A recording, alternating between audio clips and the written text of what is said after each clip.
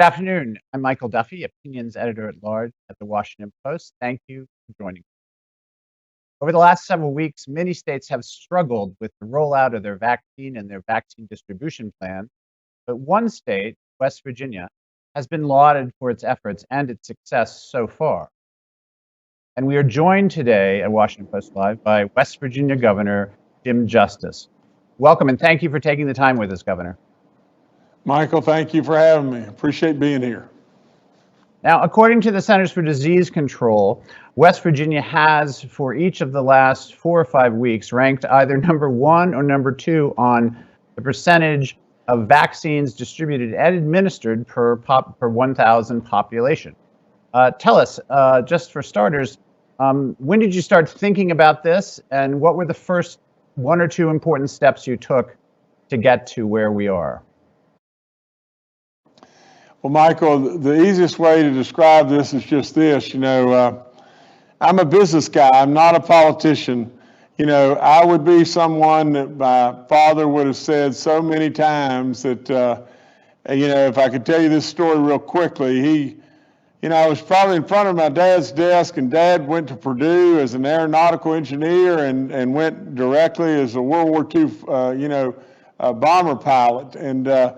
But in all of that, he was a big-chested guy and everything, and he probably had a tie on that day, and I was probably standing in front of him with brown hair and real skinny, and I said, Dad, there wasn't anything I could do. There was something that was going on. I was probably 18 or 19 years old, and when the whole desk exploded, he grabbed me around my chest and threw me down on the desk and said, damn you, there's always something you can do, and you better damn well always remember that. Well, that's how I'm made, and that's what I do, and so in all this, the easy stuff is always the toughest stuff to find, but West Virginia took a real practical approach. We recruited all of our local pharmacies, our local healthcare people, put our National Guard to work. They're unbelievable. They're so good. And really, by the time, that a lot of people were studying it and trying to develop a system to make something work and sitting around on their hands wondering what in the world to do, we had all of our nursing homes vaccinated, and we were on our way with our elderly in every way, and we've saved a lot of lives here, and this is not rocket science, but you got to move. You got to absolutely be bold enough to move, and that's what we did.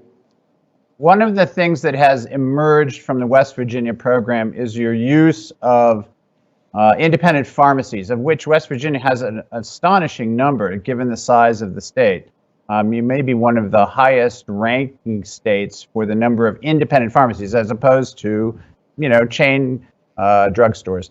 Tell us why they're so important in your state, why they are such a key player as opposed to some other states which have used hospitals and clinics, which I know you're also using. Just talk about pharmacies for a minute. Well, Michael, when you think about it, all across our land, right in the middle of New York City or Los Angeles or whatever, so many people are used to going to a certain spot and everything. Well, we needed to find those sweet spots to where the people were used to going and then absolutely activate all of them to be able to help in this process. This is not hard. Coming up with a place for people to go that's really a long ways away, or they don't have the means or the ability to be able to get there, that just complicates the problems and everything. What you need to do is we need to take the vaccines to the people rather than try to move the people to the vaccines. And so you just needed to break it down into where you had all kinds of points of light to where you could absolutely take care of the people and take care of them in the very best way. And I got to say this just a second. You're coming through here, and it's a little, we need to clean it up just a little bit, Jordan, if we could, please. I'm sorry. You're having trouble hearing us a little bit? It's still muffled. Just one second. We'll get it straight on our end. I'm sorry, Michael. Well, while that takes place, I'll just note that the use of local pharmacies in West Virginia is unusual, in part because a number of them, a higher percentage than normal, are family-owned or independently owned. which might make them a bit more local. That's better. And can you hear me now better? I can hear you better. I'm sorry, sir. That's great. Tell us about how you use the National Guard in the middle of this. What role did they play, or are they playing? And how many are you using for distribution? Well, it changes. It changes it's really fluid, whether, that we're in a few hundreds or an awful lot of hundreds. But nevertheless, I got to say this, Michael, our National Guards across all of our land are amazing people, and they work every day, under different processes that they work on, the different systems they work on, and they're unbelievably organized and unbelievably talented people. They just need called upon and be given the task, and they need to know. I mean, a big part of this problem, Michael, is just this.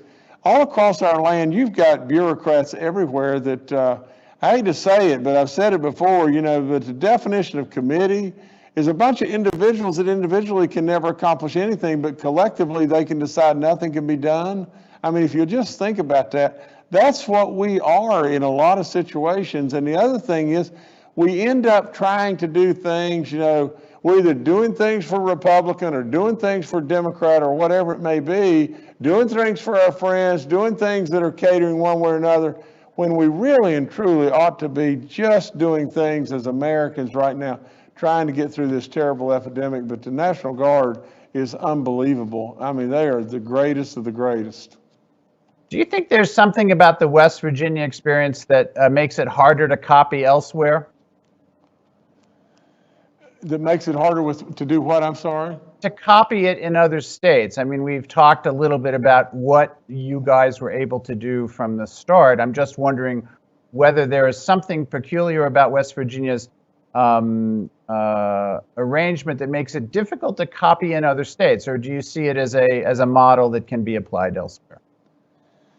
Well, Michael, just think about this just a second. In West Virginia, we've got people that are spread out all over the place. And if we were some way able to reach out and get to them, I mean, if the people were concentrated together, it was so much easier, but what happened is just this. I mean, we had so many people that were sitting trying to figure out systems, to say, well, we're going to give above the age of 65 if you've got diabetes or you've got chronic lung problems. And then somebody else over here is standing there saying, well, I've got heart failure. Why can't I be given the vaccine? And before you know it, you've got an argument that's going on, you've got discussion, and hours mean something right now. They mean a lot. And we're trying to save people's lives and everything. And while all that's going on, what we've just said is we got to get moving. We got to get shots in people's arms. I mean, think about this just for a second. Last week in West Virginia, we got 108.1% of the vaccines out of the vials that were 100% of what was allocated to us and got them in somebody's arm. I mean, it can be done. I mean, this state, the complications are so much greater. You've vaccinated about 12% of the West Virginia population. At the rate you're going, when do you think you can complete the whole state? Or do you have an estimate on that yet? Well, Michael, it's all weighs on the number of vaccines that we get. And I say this over and over, this would blow your mind. But really and truly, even today, on February the 1st, if we had an unlimited amount of vaccines, we'd have every single person in our state vaccinated by Valentine's Day. Now, that's hard to imagine. It's hard to believe, but that's how good we've got this down pat right here. I mean, for crying out loud, if you just turned us loose in West Virginia, we'd get all the West Virginians vaccinated, and then we'd go to another state and help them too. And I don't mean that in a funny way. I mean it really and true. While people are studying a situation, we're moving and we're just getting it done. What are you short of besides doses? Are you also short of syringes? Are you short of PPE? What else do you need that you don't have besides the actual vaccine? No, I think we're okay from the standpoint of, the syringes. I think we're okay on PPE, but we just need the doses. Michael, our National Guard took a real novel approach to PPE. We're making a lot of our own PPE in West Virginia, and Michael, I'm not going to say this is easy. Don't get me wrong. I'm a really demanding guy, but I am a guy that believes in complete transparency and a guy that, is surely not going to get into a situation that's happened in New York. And we all know just how bad can possibly be, and it's what's happened there. But I am a guy really and truly that believes that if you turn people loose, you're completely transparent, and then I am very demanding. I told the guy that was the general of our National Guard and our coronavirus czar when we started, and they thought, well, everything's going great. We're at 47% leading the nation. I said, let me tell you something. Your butt's in the ringer right now and you don't even know it. And they said, well, what do you mean? What do you mean, Governor? We're leading the nation. I said, I don't care that you're leading the nation. You know what you need to fear? You need to fear at the door and somebody, little National Guardsman, standing there, or lady standing there and saying, sir, there's a truck out here that's got 92,000 of these vaccines in it, and our warehouse is full, and I don't know where to put them. Well, that's what's happened all across our country. The warehouses were full, and they needed to be in somebody's arm. And so I would tell you first and foremost, I don't have any problem sitting on people, and absolutely in this situation, our people have done marvelous, but it did take work. It really did take work. Are you running into problems in your state with people being reluctant to take the vaccine at all?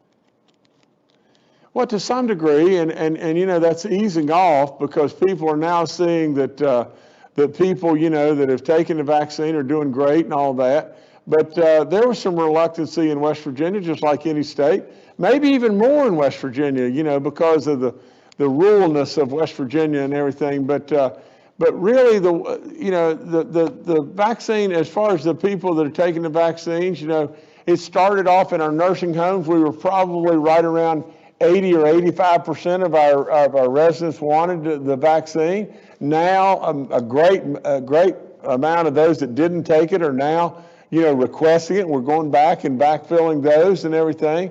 From the standpoint of our teachers and service personnel, it was significantly higher than that. I think it was probably between 85 and 90%. So we do have some that are still reluctant to take the vaccine, but not many.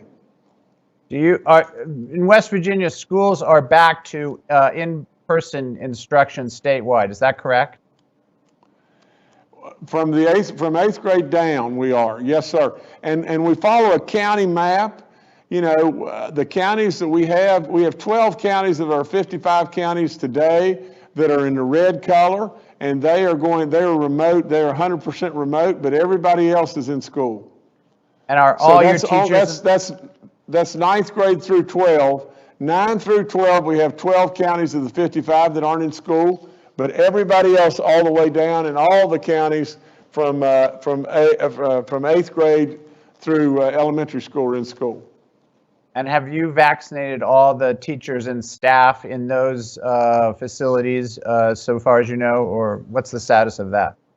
We have vaccinated all the teachers and all the staff and all the service personnel in all of the schools with their first shot, and I think we're very, very close to following back up with their second shots, and and we've done that on everyone 50 and older, of our teaching community and service personnel. And as soon as we could get the vaccines, we will double back and get those teachers and service personnel under 50. They have all been classified as essential, as they should have been, and we'll get back and get them immediately if we could just get the vaccines. You also were a state that was one of the first to start a pre-registration program online. What's the purpose of that? What does it do?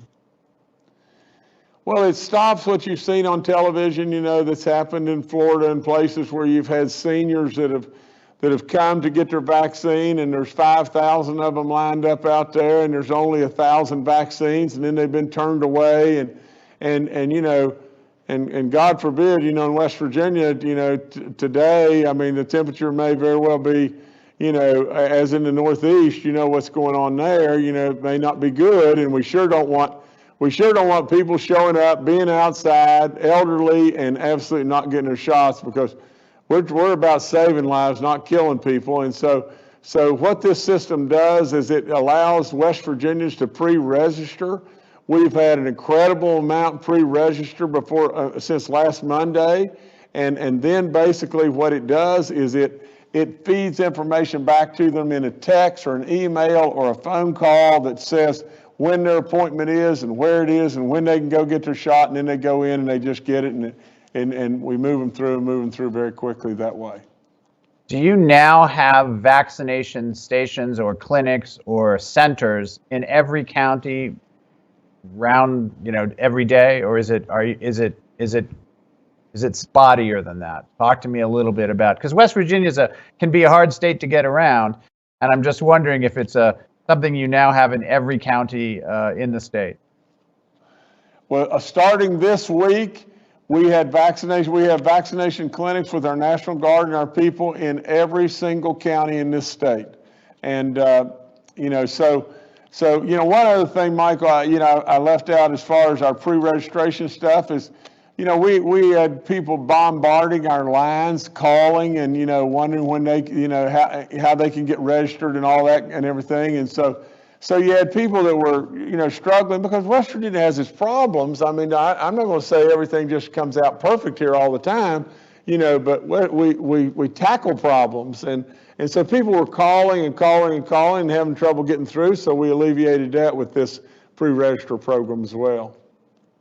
West Virginia does have an older population compared to the rest of the country. Do you think that has made citizens there more keen to get the vaccine or more reluctant to do so? Now, you have to ask it one more time. I'm sorry, Michael. Well, this gets to the matter of age and what you talked about before about who's eligible to get the vaccine when. West Virginia is a state with a older population than the nation as a whole. Has that made it harder to administer, as you have to do these breakpoints between certain ages before you can get the vaccination? Has that been a challenge, or has that actually helped the process of getting the doses administered? No, Michael, that's surely made it tougher. I mean, there's no question. West Virginia is the third oldest state, and a state that I think leads the nation with chronic illnesses, and a state that's not protected by an ocean. I mean, we're within a rock's throw of 2/3 of the population of the state, but yet the number of our fatalities and everything we've kept really low, and we've done that. And this is how we've done that is I come here and I talk to the people every other day, and I did it for a long time every day, and I tell them the truth, and the people have stayed together. And so, but it has been an absolute challenge, from the standpoint of that we're an elderly state. And, and how we're going to do this with so many vaccines. We started 80 plus, and then we dropped to 75, and then 70, and then 65. And so there's been an awful lot of challenges without any question, but we meet those challenges. The thing that people have missed so many times about West Virginia is just this, and I'm not an infomercial, I'm just telling you the truth. We abound with some really smart people here, and our everyday people are wonderful craftsmen. We're faith-based. We know the difference between right and wrong. We're low crime, 4 incredible seasons. This is an incredible place. But I tell people all the time, I mean, you can have all the goodness here and live in paradise here, because West Virginia is a diamond in the rough that a lot of people have missed. Let's talk for 1 second about the variants that are now being reported coming from Brazil, South Africa, UK, all of them a little different, all of them posing challenges for the vaccine, potentially, some more than others. Are you beginning to hear from citizens about that? And are you beginning to adjust your plans in any way because of the variants? Well, we haven't adjusted plans, and we don't have any cases in West Virginia at this point in time that we know about. But Michael, it's coming. It's coming, and I do too, and everything. I think there's there's one, and I don't know if it's the Brazilian or African or or whatever strain that was in Baltimore and one in South Carolina, and before you know it, it'll be everywhere and everything. But we just hope and pray like crazy that we can stay out ahead enough, either with two big things. First and foremost, everybody should still be wearing a mask, and secondly, everyone should get vaccinated. And as we do that with, our herd immunity that we've already had with all the recovered people and with the vaccination and everything, if we can just break the chain, we will make phenomenal progress with this. But with a pandemic, it is just that. It is a pandemic and it's serious stuff. And so, I say this all the time, but people should really listen. I mean, there's so many people say, "Oh, it ain't gonna happen to me."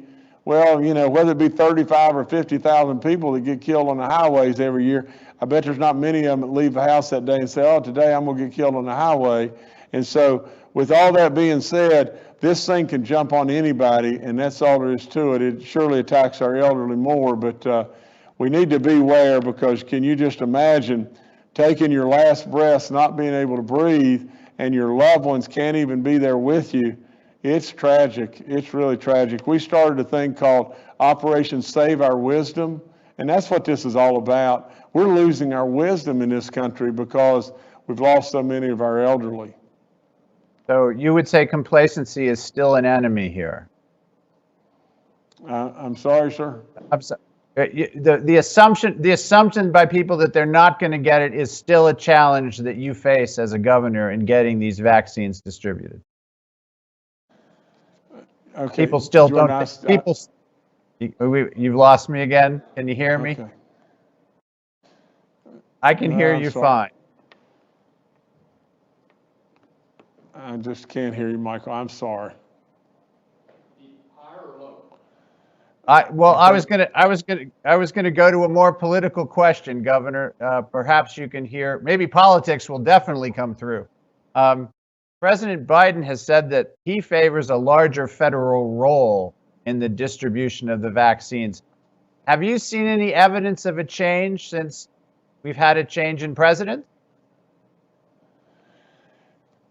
Michael, I got that, but let me just comment on the stimulus thing, stimulus package. I'm a real believer in this, Michael. I'm a business guy, and I'm a guy that has run lots and lots of stuff, and I can tell you that I'm not an advocate of bailing out pension plans all across our nation. I'm not an advocate of bailing out past sins and everything just from the standpoint of throwing money away. However, I am a true believer in just this. When you got a real problem, it's really difficult to cut your way out of problems. And from the standpoint of this, we got a real problem. We got people in this country that are absolutely can't pay their power bill, can't pay their car payment, absolutely scared to death about their rent payment. You've got businesses that are falling on their face all over the place and everything, and don't know where to turn. And from all that, none of it is their fault, and it's really not our nation's fault, but it is on top of us. And so from the standpoint of either going bigger or going smaller, to me, there's no question. You may very well leave some money on the table by going bigger, but in this situation, it will be the only way that we can turn our economy around and get our people righted up and get going.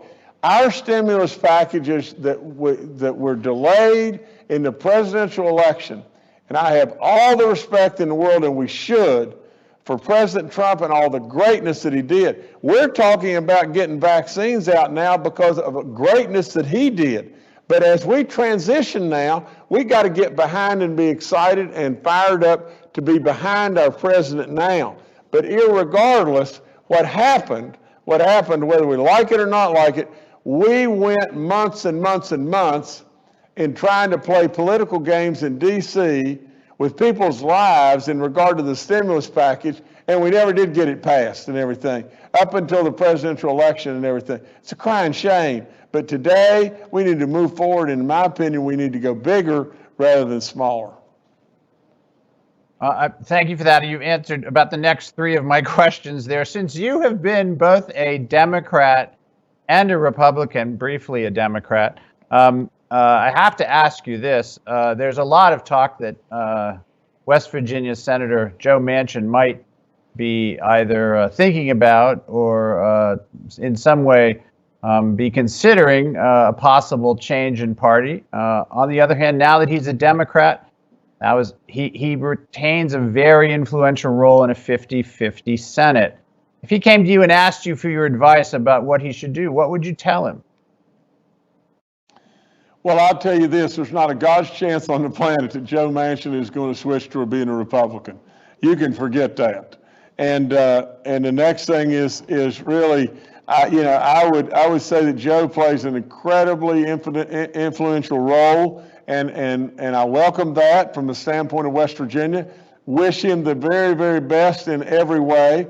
I think Joe will use good judgment. At least I hope and pray that he will, and everything. But at the end of the day, it is absolutely just frivolous talk to think that Joe Manchin is going to switch parties.